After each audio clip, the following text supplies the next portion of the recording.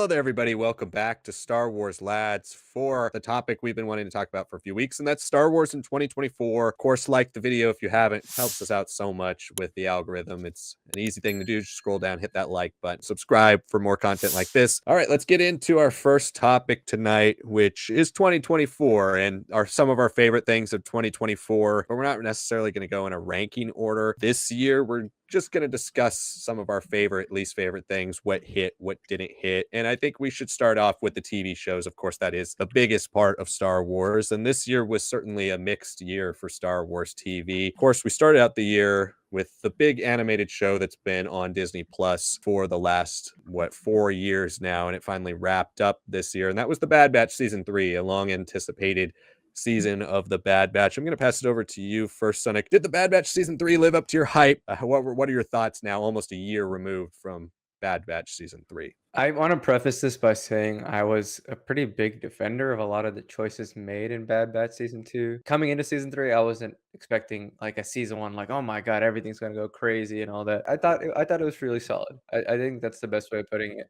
I think there were some great episodes. I think it ended really strong.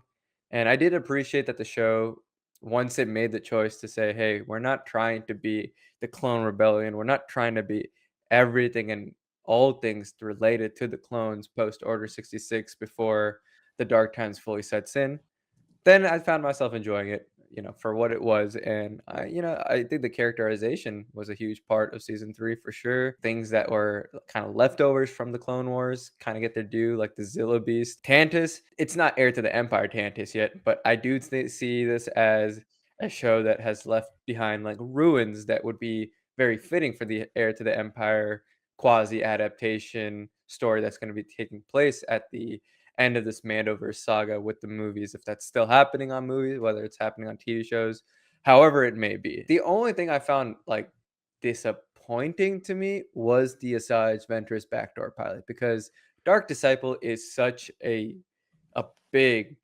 story. Spoiler alert, Asajj dies in that book, right? And it's a very interesting way how she gets to that, and it really does reflect quite a lot on the Jedi, reflects a lot on where the Sith and the Confederacy is at that point, the Republic. So for this to be like, oh no, we're gonna bring her back, the book does provide some hints that like that is a very raw, like real possibility. But to just bring her for that, and then it's just like, okay, all right, you use that model. What's next? And it just didn't feel like a huge momentous episode, especially since it also tried to play in with that whole idea of like, are we really going to deal with the fact that Omega may or may not be force sensitive? Is this the episode that finally breaks that door open? Is that going to be what makes that all the stuff with Tantus really dark and heavy? She has something with her midichlorians, which the show still doesn't really fully answer. Just that there is a piece of the puzzle to probably Palpatine's strand cast, the stuff that comes into play with Exegol. I didn't mind ultimately that it kept its scope to the family. Overall, I really did enjoy it. I just wish it had the same promise of season 1 to me. It didn't, but it wasn't like a major dip or anything. I agree with almost everything you said, Seneca, about Bad Batch Season 3.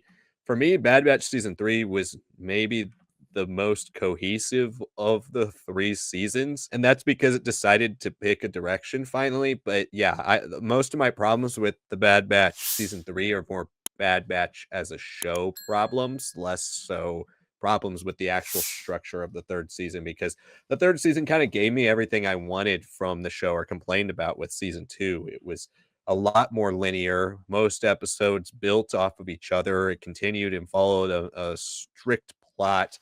There were very few side adventures, less Sid. But on the flip side, you lose a little bit more of the cameos. You don't really go in the directions that we were all predicting with all the different plot points that they started, but then decided never to continue. And I think in that way, Bad Batch Season 3 as a whole worked well, but it also made the show as a whole feel a little disappointing, especially when we were covering season 1 way back in 2021, and it was, seemingly set for so much more, right? It really felt like season 1 of The Bad Batch was going to be the starting point of something grander. I'm not upset that they didn't go that route. In fact, I think it actually worked better for the ending of the show. I thought the ending was fairly good. I liked what they did with Crosshair and with Hunter and with Wrecker. I thought all the characters minus Echo really got a time to shine.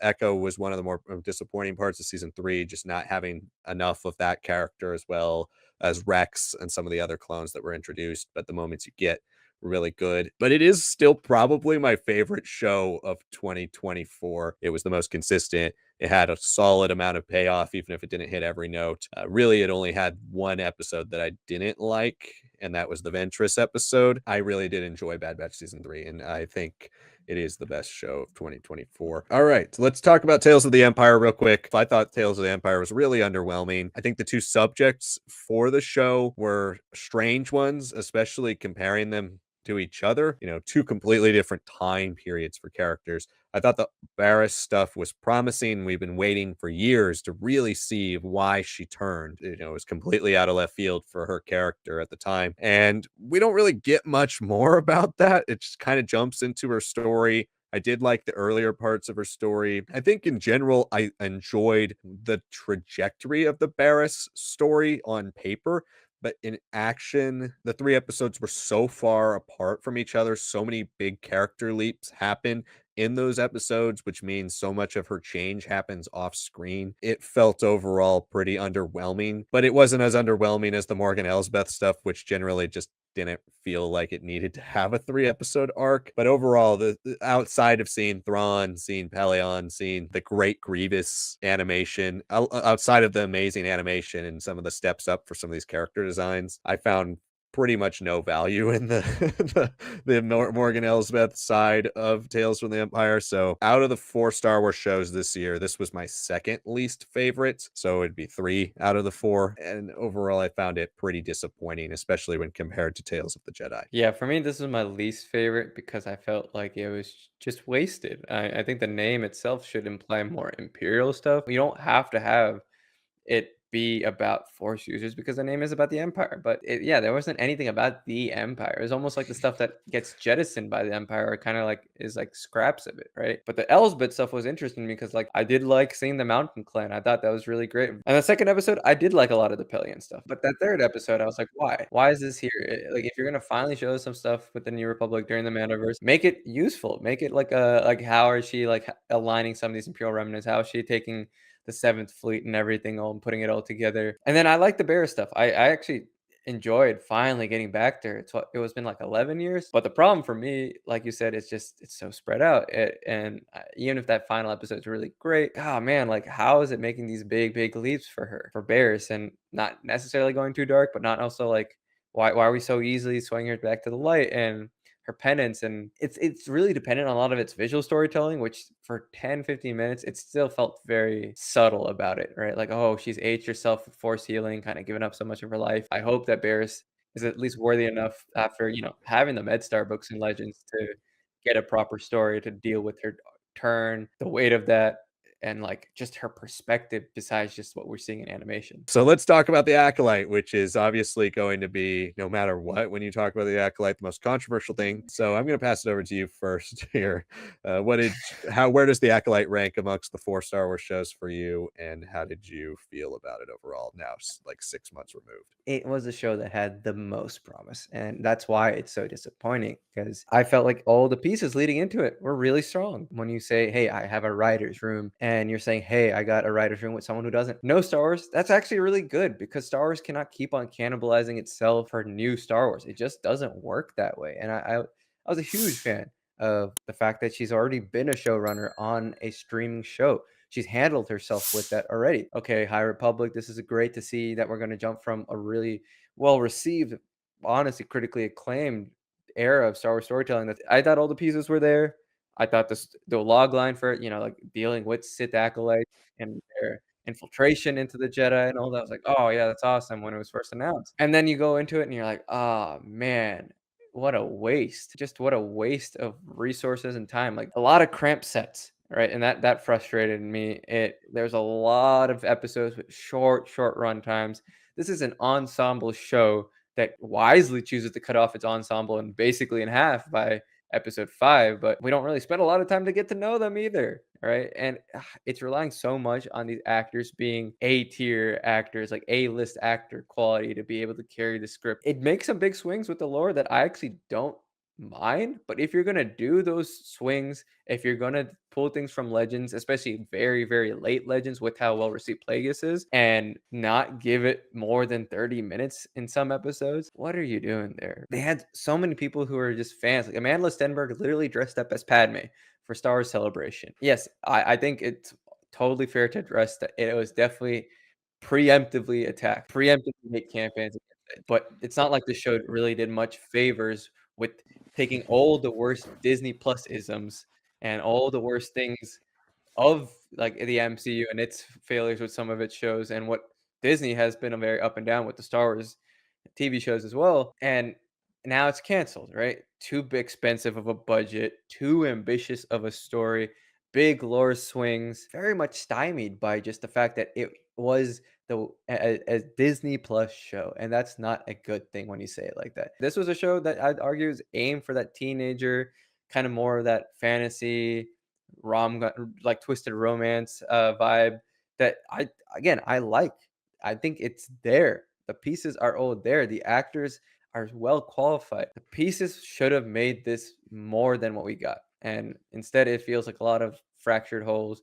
And worst of all, for someone who really loves the High Republic, I just was really frustrated with like the middle management Vernestra story. I don't understand the characterization until that final episode. That's when it finally feels like she's becoming something. May has such character swings that even if I do find the arc okay, there's no time with her to explain why she's making these swings. Osha, oh man, she gets developed so much more in the back half, but she needs of all the characters the front half. And Soul, I mean, that's what they spend most of the time, and it mostly works. But honestly, with its ambitious, with the scope, its size, even if you don't like it, I think everyone here can say it deserved consistently 40-minute minimum run times. It's got way more mature themes than the rest of these Star Wars shows besides Andor, consistently throughout it. And then it doesn't want to do anything but cut it to the bone, cut it to the bone, and then keep cutting further. But that being said, I want this story to be fully fleshed out. I want this to be integrated as well as it can be with the High Republic. I want the Plagueis stuff to be a show or a movie, and then to have the Chimera storyline continue because Chimera was fascinating to me.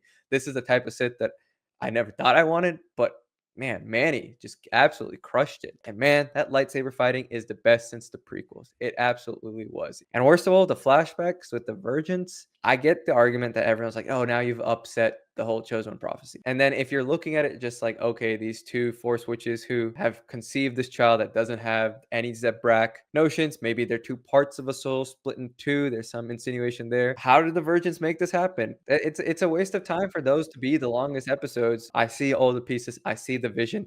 I still would have liked to have a season 2 to correct at least most of these mistakes. No matter what, Star Wars will have to fix it. And this is going to be a really hard fix, especially with how negative everything before, during, and after the show has been. And I know, Liam, you don't like the show. I still don't really like the show. I think it's okay at best, but at best has slipped away because I'm tired of Disney Plus doing such short run times every show. And for some reason, they thought Acolyte, of all things, should have been the one cut to the bone. Yeah, I mean, I completely agree with that. You guys know I don't like this show if you follow our channel. If you're new to our channel, I don't like The Acolyte. And I'm not a Star Wars hater. This is not a Star Wars hater channel. This is not a channel that just thinks everything that Star Wars makes nowadays is going to be bad. We are very optimistic. We want everything to be good. We usually find a piece of something good in everything, even if it is mediocre, like Tales of the Empire. And for backstory, The Acolyte was my second most anticipated show out of everything they announced in 2020 when they did that Investors Day stream.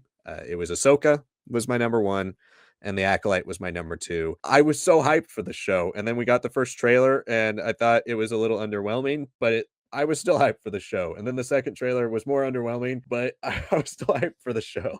And then we got the first two episodes, which ultimately felt like kind of some of the better ones. And I was blown away by the clunky exposition. I was blown away by the choppy editing. I couldn't believe what I was watching. And then we got the third episode, which was an absolute disaster of storytelling, just logic problems galore, things that made no sense, whole plot holes that you can't set this up without fixing it at some point, and then they never touch on it It was a story that was way too big for the show they crafted. It was a set of characters that was way too huge for the tight narrative that they were trying to weave. They couldn't decide if they wanted it to be a thriller, an action show, a political thriller, or a religious commentary on the Jedi and beliefs like that. This show had so many problems top to bottom. Everything I thought didn't work. The only thing that worked was the action. And for me, as a Star Wars fan of a long time who's really invested in the lore, I could care less about the action as the main piece of this show. Yeah, it can redeem parts. Yeah, it can make cool scenes to go rewatch on YouTube. But there's nothing about the action in this that I felt was rewarding after the fact. It just looked cool because I didn't care about a single character in the show. Soul is a character that feels compelling because Lee Jung Jae is doing such a great job performing that character. But when you break down the actual character, it really it's not a very good character. May and Osha, I did not like those characters. I thought those characters were terrible, but I thought those characters were awful. May was a disaster. Leaving her alive at the end, I think, is a massive mistake. This show just, it was terrible. I didn't like anything about it, really. So it's the one Star Wars thing on here that you'll absolutely never hear me just say I liked. There's just nothing in it that I enjoyed. I every week got more and more frustrated until the point where I was like, I can't take the show anymore. I'm so glad it's over. So I'm glad it got canceled because I don't want to see more of this. I hope it does get retooled into something better if they try to follow it up. I'm still open to wrapping up some of these plot points because the Osha May thing, it does to me contradict a lot of the virgin birth of the Force with Anakin, and that's set up in George Lucas canon. I just feel like you can't start to contradict that and never answer it. So we need an answer for it, whether we like the answer or not. It doesn't really matter. We need at least an answer for what's going on there. I think that's another big problem was the show almost assumed it was getting to season two. It didn't answer any of the big questions it set up and then ultimately kind of just left everything on the table. And because of the bad reception, because of the massive decline in viewership, it wasn't just bad reception that got the show canceled. To the fact that from episode 1 to episode 8, the show just plummeted in viewership. Nobody was watching it because people disliked it that much. So I think canceling is the smart decision, and then try to retool it for the future. Hopefully that's centered around Darth Plagueis. Darth Plagueis is my favorite Star Wars book of all time. Read it multiple times, and I really love it. I love that story. And so I would prefer them to go in a direction that honors that a bit more than try to shoehorn that into this show, which I didn't like. Not to be too negative on tonight's stream, but that was my least favorite Star Wars thing of the whole year. It's my least favorite Star Wars show. Moving on from the Acolyte, we talked about it a long time. But let's get into Skeleton Crew really briefly, because obviously it's not done. And one of the reasons it's my second favorite show of the year and could possibly be number one based on how it ends is just the fact that I think it was under the radar. And I think that's both good and bad. As I've said these last few episodes, I've been a little underwhelmed with the run times and some of the things that are left on the table. I've still enjoyed the last two episodes, and I think the last two episodes content that is there has been good, but to have one of the episodes be 25 minutes and the next one be 29 minutes, there's so many things that are left on the table that I can just come up with off the top of my head in terms of conversations and discussions between characters, a little bit extra scenes between the parents or the government or all these different things of Atten, like the lore stuff that you started that they haven't gotten back into. I think there are some things left on the table that are making me a little worried.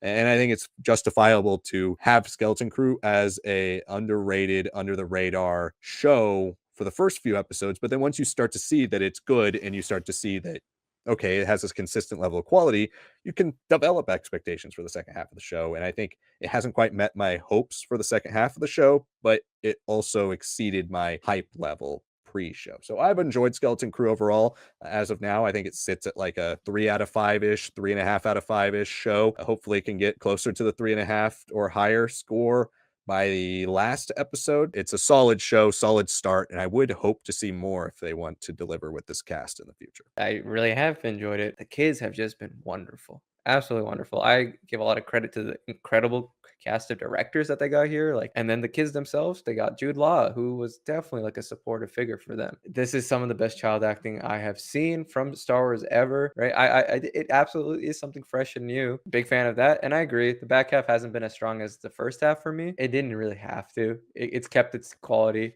The only real disappointment is that the parents, they just feel like they could have had a more serious plot line. But that's really been the only negative, and that's just because it's been called like Stranger Things meets Star Wars, and the adults are so important in Stranger Things, and they have some of the more mature storylines, especially earlier on in the show. So yeah, that's the only frustrating thing for me. Okay, so that wraps up our TV section. Like the video if you haven't, subscribe for more. Thank you so much for watching this video, and we will see you all next time.